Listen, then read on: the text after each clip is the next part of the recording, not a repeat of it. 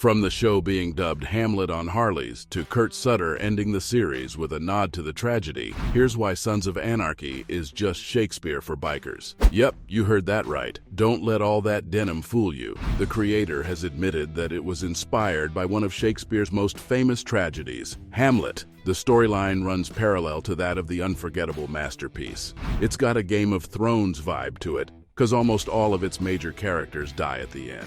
But still, it's got such amazing lines and characters that people still watch it, even after knowing how it all turns out. Surprisingly, a show like Sons of Anarchy was based on a tale whose ending is pretty much common knowledge. Now, if you haven't seen or read it, some of the work's major themes include bloodshed, lies, and betrayal. Blend all of those, and you'll probably get Hamlet, but you might as well get Sons of Anarchy. But did you know Sutter didn't want to overplay the Shakespearean element? Still, it was always there. He added that it wasn't a different version of the play, but was influenced by it. Also, multiple episode titles for the series came from Shakespeare's masterpiece too. But let me start with the most obvious thing SOA's got in common with it: the tragic roots. Hamlet is a story about revenge that was elevated by the bard's amazing language. In the play, Hamlet's father, the king, is murdered by his brother so he can marry the queen and take the crown. The king's ghost then tells Hamlet about his brother murdering him and asks Hamlet to take revenge, who then starts plotting how he's gonna do it. Ultimately, the quest to get revenge drives him crazy. It's obvious in the way he interacts with his mother and friends. In the end, the uncle makes a plan to kill Hamlet, and the king, queen, Hamlet, and his opponent are all killed in the process.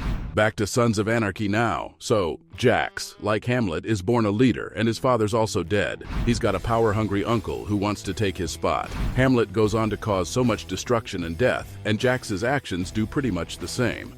Also, we know how the story ended for both of these guys, and it was a huge tragedy that binds them. Plus, it isn't just Jax who mirrors Shakespeare. The show also has ghosts.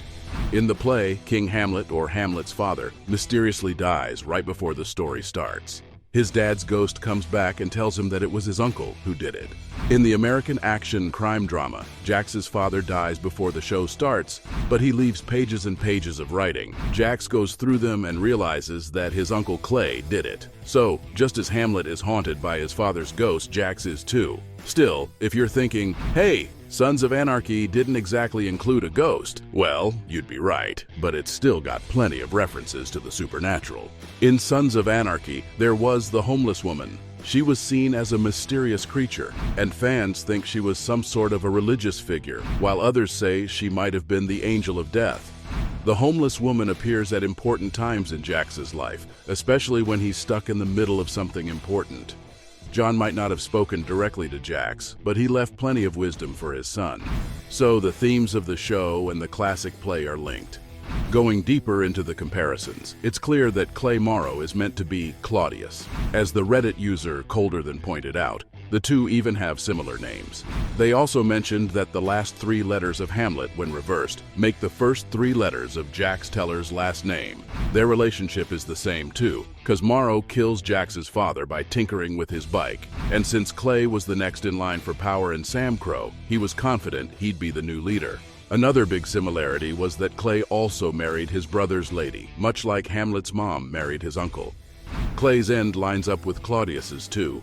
He's killed by Teller, by a bullet in the neck and chest. It was almost as violent as when Claudius died after being stabbed and poisoned.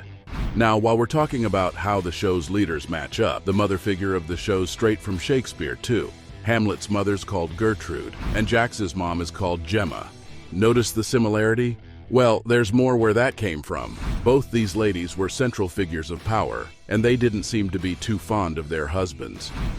Gertrude was quick to move on from King Hamlet, as she loved being the queen. Gemma was the same because she didn't wait around after JT. Instead, she quickly got with Clay, because he seemed more manly and wasn't the nicest guy. Also, Gemma could have gone way differently than Gertrude. Remember back in season 1 when she was always cleaning in Jax's home? That and her evil intentions almost made her look like another Shakespeare character. That's right, I'm talking about Lady Macbeth. Sutter mentioned this too, and said they went down that route for a little bit. Still, the comparisons with Hamlet are more obvious. Both the mothers had to watch their sons go through pain and turn into a horrible version of themselves.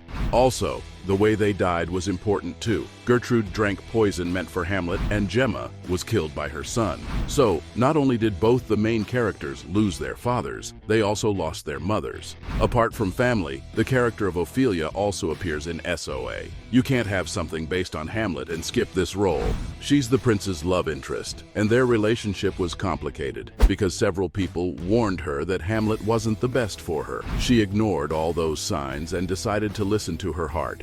Unfortunately, that didn't work out and led to her end. If you want to draw up a parallel to that relationship in Sons of Anarchy, Tara could be Ophelia, as she's Jax's old lady. They don't have the easiest relationship since she's a doctor, and the series implied that she deserved better than to be with an outlaw. Still, Tara sticks by him. She keeps putting off leaving Charming, and the stay leads to tragedy for her. That's a good match with the Shakespeare character, but some fans think that, in the series, Opie was the Ophelia.